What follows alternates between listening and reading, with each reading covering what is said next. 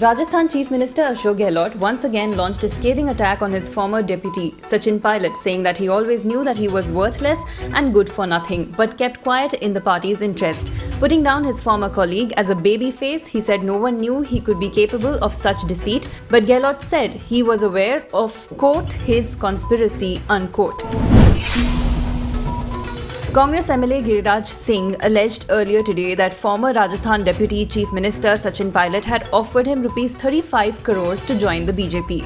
Reacting to this, Pilot said he was saddened but not surprised at what he called baseless and vexatious allegations to attack his credibility. He said the narrative is being redirected to avoid addressing the main issue.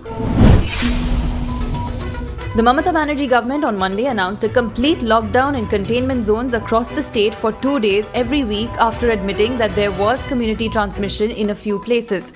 This week, the total lockdown will be in force on Thursday and Saturday. Next week, the shutdown will be clamped on Wednesday, July 29th.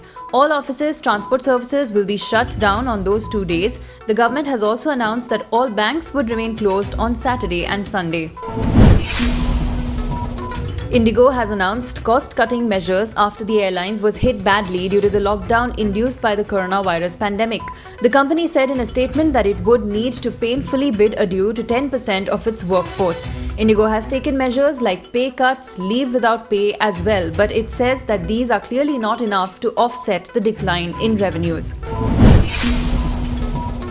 The Supreme Court, while hearing a plea in connection with the death of gangster Vikas Dubey and his associates, observed that the Uttar Pradesh government has the responsibility to uphold the law in the state. CJI Bobde said that the bench was appalled that Dubey was released on bail despite all he has done.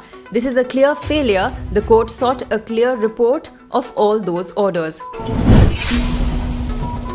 The Supreme Court today said it will not hear even for a second arguments on reassessment of adjusted gross revenue related dues of telecom companies, which run into about Rs 1.6 lakh crores.